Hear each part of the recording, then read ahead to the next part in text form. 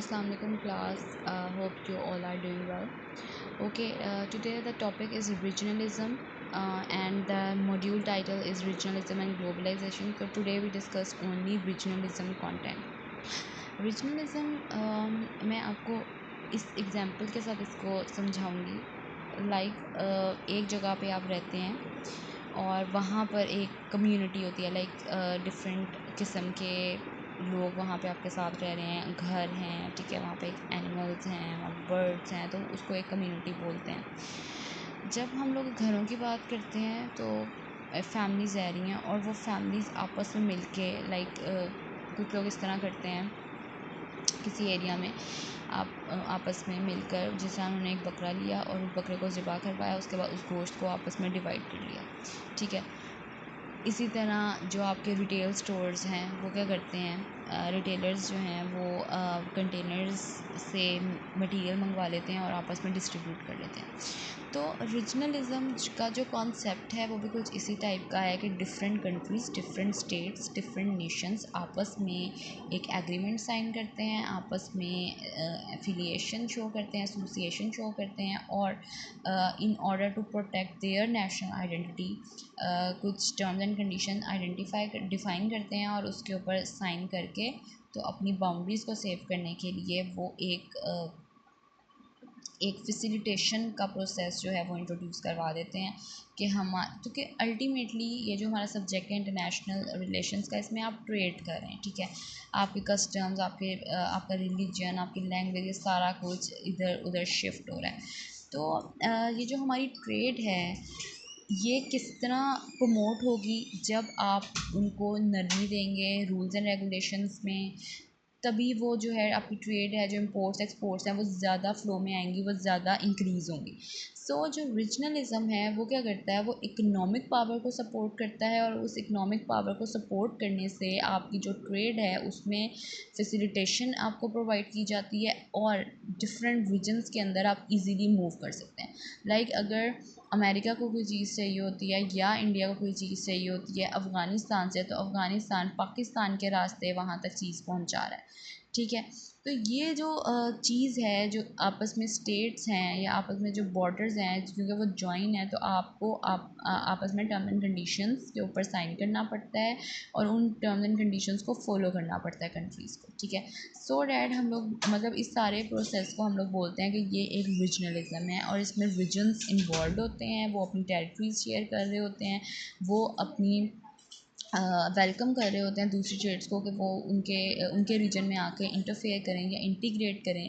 उनको भी इस चीज़ से फ़ायदा हो रहा था, ऑफ कोर्स वो उससे इस चीज़ के अगेंस्ट कुछ ले रहे होंगे और फिर आगे जब वो चीज़ जाती है तो वो वहाँ से भी अर्निंग हो रही होती है. तो इस तरह एक्सचेंजेस हो रही होती हैं डिफरेंट चीज़ों की, करेंसी की, लोगों की, चीज़ों की, और इस सारे प्रोसेस को हम बोलते हैं कि ये रीजनलिज़म के अंडर आता है. इसकी जो एक डेफिनेशन है, regionalism refers to formal economic cooperation. क्योंकि आप इकोनॉमिकली कोऑपरेट करें, आप किसी को अपने कंट्री में आने का ऐसे ही रास्ता नहीं दे देंगे, आप ऑफ कोर्स उसके बदले में उसके अगेंस्ट कोई चीज़ उससे ले रहे होंगे या पैसे ले रहे होंगे, ठीक है. तो regionalism refers to formal economic cooperation. Economically आप कोऑपरेट कर रहे होते हैं and economic arrangements of a group of countries, और अरेंज कर रहे होते हैं डिफरेंट कंट्रीज़ के ग्रुप्स के साथ, एम्ड एट फैसिलिटेटिंग और इन्हांसिंग रीजनल इंटीग्रेशन.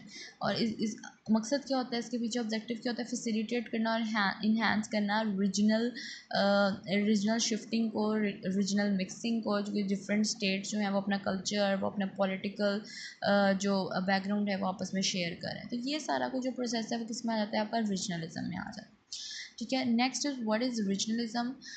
इसके अंदर उन्होंने बताया हुआ है कि अ कंट्रीज टेरिटरी, यानी कि उसकी जो सरहद है या उसकी जो ज़मीन है, is usually defined by political decisions and geographic conventions, ठीक है. यानी कि जो पॉलिटिकल आपकी पार्टी होती है, अब यहाँ पे देखा जाता है, अगर हम पाकिस्तान की बात करेंगे, डोमिनेंसी किस चीज़ की है, पंजाब की है, ठीक है, सिंध की है. तो जो भी डिसीजंस लिए जाते हैं वो वहाँ की पॉलिटिकल पार्टीज़ की तरफ से लिए जाते हैं जहाँ पे मेजॉरिटी होती है, ठीक है. तो अब जो हमारी मेजॉरिटी है वो इन्हीं रीजन्स में या इन्हीं प्रोविंसेस के अंदर है, पंजाब में या सिंध में, ठीक है. तो ये countries territory is usually defined by political decisions and geographic conventions. However, the cultural identity and political vision, ठीक है, कल्चरल आइडेंटिटी और political vision of the regions within it might be significantly different and sometimes regional identity might be stronger than the national. अब आपका एक national border है, national के अंदर आपके 4 प्रोविंसेस आते हैं और उन सब के इक्वल राइट्स हैं। ये मतलब सिंबॉलिक बात है, ये कहने को बात है, लेकिन इम्पोर्टेंस उनको ज़्यादा दी जाती है, उन रीजन्स को ज़्यादा दी जाती है जो कुछ फ्रूट प्रोड्यूस करके देंगे। अब अगर हम बात करें यहाँ पर, अगर हम रीजनलिज़म को प्रैक्टिकली इनकॉर्पोरेट करें तो हम देखेंगे, आपने गवादर के बारे में बहुत सुना। आजकल जो गवादर है उसको एक हब कंसीडर किया गया है, ट्रेड हब कंसीडर किया गया है। जो आपका मतलब हमारी जो नेबरिंग कंट्री है चाइना, उसने वहाँ पे अपनी इन्वेस्टमेंट की और उस इन्वेस्टमेंट के पीछे सारी क्या लॉजिक थी, वो रीजनलिज़म की लॉजिक थी।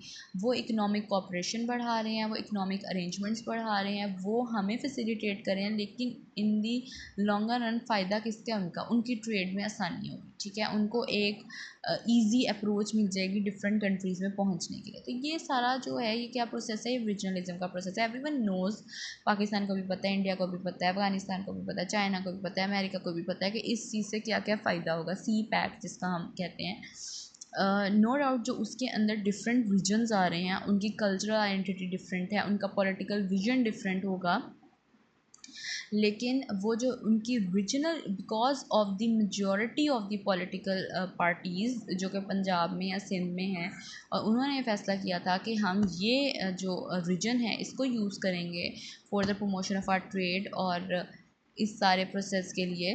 तो डैट इज़ वाई हमारी जो मतलब जो हमारी बेसिक मेन जगह है वो ये होगा, ग्वादर हब होगा या सी पैक वाला, ये हमारा हब होगा और हम यहीं से ट्रेड करेंगे। तो अब इस केस के अंदर जो रीजनल आइडेंटिटी है वो ज़्यादा स्ट्रॉन्गर है as compare to national. Nationally आपने अपने सारे सूबों को देखना है, ठीक है, पंजाब सिंध बलूचिस्तान, ठीक है, लेकिन अब देखें आप बलूचिस्तान को तो इतना फ्लरिश नहीं कर रहे, इतना एक्सप्लोर नहीं कर रहे। तो ये सारी इसमें चीज़ आ जाती है, रीजनलिज्म में आ जाती है, और because of the political decisions और जोग्राफिक कन्वेंशंस, क्योंकि वो जोग्राफिकली बेटर जगह थी, डैट इज़ वाई उस प्रोविंस को सपोर्ट किया गया इस काम के लिए। तो जो आपकी रीजनल आइडेंटिटी होती है वो ज़्यादा स्ट्रॉन्गर होती है as compare to your national identity, ठीक है। In politics regionalism is an ideology that highlights the local identity. Regionalism क्या है, एक आइडियोलॉजी है, एक नज़रिया है जो कि लोकल आइडेंटिटी को हाईलाइट कर रहा होता है कि वहाँ के जो लोकल्स हैं उनके क्या कस्टम्स, ट्रेडिशंस, उनके क्या रिवाज हैं। The need for independent regional planning and administrative freedom, ठीक है, लोकल आइडेंटिटी को हाईलाइट कर रहा होता है, ये बता रहा होता है कि आपने रीजनल प्लानिंग को कैसे इंडिपेंडेंटली करना है बगैर किसी की डिपेंडेंस के, और आपकी जो एडमिनिस्ट्रेटिव फ्रीडम है वो क्या होगी। It promotes the manifestations of cultural singularities and prioritize the interest of the region over the interest of a nation as a whole. अब यहाँ पर क्या किया जा रहा होता है, प्रायोरिटाइज़ किया जाता है किसको, उस रीजन के इंटरेस्ट को, वहाँ पे लोगों को फैसिलिटेट किया जाता है जो उस रीजन के होते हैं, because of the cultural issues and political issues. तो आपको उनको फैसिलिटेट करना है, आप उनको कंपनसेट करना है, ठीक है। आप पूरे नेशन को नहीं देखते। अब जिस तरह यहाँ पर जो सिंध वाले हैं वो कंप्लेंट करते हैं कि जो पंजाब है उसी को सारे रिसोर्सेज दिए जाते हैं, तो वो भी एक कॉन्सेप्ट है रीजनलिज्म का कि because of the interest of the region हम प्रायोरिटाइज करते हैं इस सूबे को, क्योंकि यहाँ से हमें ज़्यादा रेवेन्यू अर्न हो रहा है, गवर्नमेंट को ज़्यादा रेवेन्यू मिल रहा है, डैट इज़ वाई वो वहाँ पे ज़्यादा इन्वेस्ट कर रहे होते हैं या वहाँ पे ज़्यादा बजट एलोकेट कर रहे होते हैं। फिर उसके बाद इन अदर वर्ड्स उन्होंने कहा था रीजनलिस्ट पॉलिटिक्स, जो कि ये सारा काम कर रहे हैं रीजनलिज्म के ऊपर, जो पॉलिटिकल पार्टीज़ हैं, ठीक है, उनका क्या होता है, वो स्पेसिफिक टेरिटरी में मतलब बेसिकली सेंटर्ड है, जैसे मैंने गवादर का बोला। They aim to direct the national agenda towards a local interest. वो डायरेक्ट, क्योंकि अल्टीमेटली आप नेशनल एजेंडा के ऊपर काम कर रहे हैं कि हमने अपना जीडीपी बढ़ाना है, जीएनपी बढ़ाना है, हम लोगों ने पर कैपिटा इनकम बढ़ानी है, और उसको काम करने के लिए आपके कुछ लोकल इंटरेस्ट होते हैं, ठीक है, और आप देख रहे होते हैं कि हमें इंडिपेंडेंस मिले उस रीजन के अंदर, या हमारी अथॉरिटी हो उस रीजन के अंदर, so that we perform well, ठीक है। ये तो रीजनलिज्म का कॉन्सेप्ट हो गया, ठीक है, कि रीजनलिज्म क्या है। रीजनलिज्म के आगे कुछ कॉन्सिक्वेंसेस होते हैं, फोर्स, हर चीज़ के कॉन्सिक्वेंसेस कुछ पॉजिटिव होते हैं, कुछ नेगेटिव होते हैं। पॉजिटिव क्या है इसमें, ये लोकल डेवलपमेंट को बढ़ाती है। ऑफ कोर्स जब लोकल डेवलपमेंट बढ़ेगी, डेट मीन्स कि आप टेक्नोलॉजिकल डेवलपमेंट की तरफ जा रहे हैं, आपकी अनएम्प्लॉयमेंट कम हो रही है, आप फैसिलिटीज़ ज़्यादा हो रही हैं, मतलब आपका लिविंग स्टैंडर्ड्स आपके इंक्रीज़ हो रहे हैं, ठीक है। फिर ये लोकल कल्चरल मैनिफेस्टेशंस को प्रोटेक्ट करती है। और क्या करती है, ब्रिंग करती है favourable condition to certain region that might have been historically validated by the national administration. और क्योंकि ऐसे रीजन्स, अगर आप इसको रीजनलिज्म के अंदर लेकर आ रहे हैं और कुछ ऐसे रीजन्स भी आ रहे हैं जो प्रीवियसली अवॉइडेड थे, तो ये उसमें भी आपको ये है कि आपके लिए फ्रूटफुल है, फेवरेबल है उस जगह पे रहने वाले लोगों के लिए, या फ्यूचर में वहाँ पे इन्वेस्टमेंट्स के लिए, ठीक है। ऑन द अदर हैंड अगर हम इसके नेगेटिव उस पर देखें, तो नेशनल आइडेंटिटी वीक हो रही होती है, क्योंकि आप ओवरऑल हर प्रोविंस को नहीं देख रहे, आप एक स्पेसिफिक रीजन को टारगेट कर रहे होते हैं। और ये क्या करती है, लोगों के दरमियान में जो हैं वो कन्फ्लिक्ट्स आ जाते हैं। जिस तरह मैंने सिंधी और पंजाबी के बारे में बात की, उन लोगों को यही एतराज़ात होते हैं और वो बहुत एक दूसरे से जेलस होते हैं इस चीज़ के बारे में कि हमारे पास कम रिसोर्स हैं और उनके पास ज़्यादा हैं। It might also prevent local politicians from recognising the importance of certain national issues और those in other regions.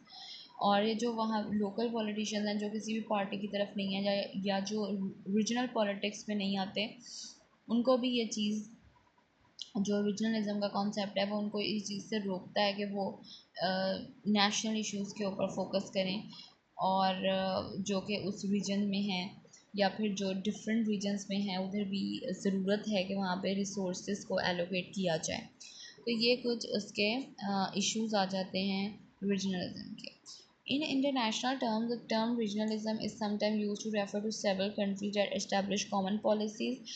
International relation में ये कहा जाता है कि रीजनलिज्म क्या है, कि डिफरेंट कंट्रीज़ जिनकी आपस में बॉर्डर्स मिलते हैं, जो क्लोजली एसोसिएटेड हैं एक दूसरे से, वो कॉमन पॉलिसीज़ बना लेती हैं और एग्रीमेंट्स बना लेती हैं उस रीजन के बेनिफिट के लिए, ठीक है। जिस तरह यूरोपियन यूनियन है और नेफ्टा है, north American free trade agreement. जितने भी नॉर्थ अमेरिका में रीजन्स आते हैं या सिटीज़ आती हैं, उनको दरमियान फ्री ट्रेड है, मतलब वो जब ट्रेड करेंगे तो उनको कुछ सब्सिडीज़ दी जाएंगी, रिलैक्सेशन दी जाएगी, तो उनको बेनिफिट ज़्यादा होगा। तो इस तरह की रीजन्स जहाँ पर आप कॉमन पॉलिसीज़ बना लेते हैं, क्योंकि आपको नज़र आ रहा होता है कि अगर हम इस तरह करेंगे तो हमें बेनिफिट होगा। ओके, अब ये आगे इकोनॉमिक रीजनलिज्म है। इकोनॉमिक रीजनलिज्म क्या है, बेसिकली सारा इकनॉमिक्स के ऊपर ही था कि हम इकनॉमिक कॉपरेशन के लिए, इकनॉमिक इन्हांसमेंट के लिए ये सब कुछ कर रहे होते हैं। इकनॉमिक रीजनलिज्म इंस्टीट्यूशनल अरेंजमेंट्स, जो जितने भी इंस्टीट्यूट्स इन अ सेंस जो इकनॉमिकली वर्किंग कर रहे हैं, वो क्या करते हैं, free flow of goods and services उसको वेलकम करते हैं, उसको इन्हांस करते हैं।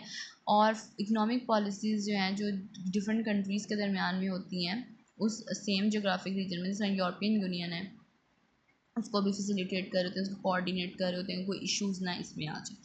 Economic regionalism can be viewed as a conscious attempt to manage the opportunities and constraints created by the dramatic increase in international economic ties since the end of World War II.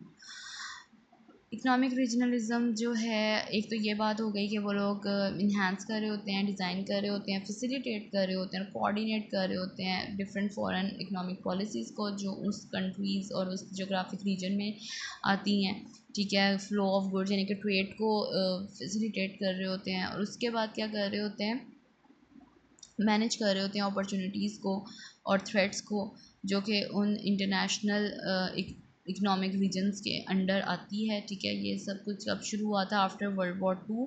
Examples क्या हैं इसकी economic regionalism की, include free trade areas, custom unions, common markets and economic unions. इन सारे groups को, इन सारे institutes को facilitate कर रहे होता है आपका रीजनलिज्म एग्रीमेंट, ठीक है।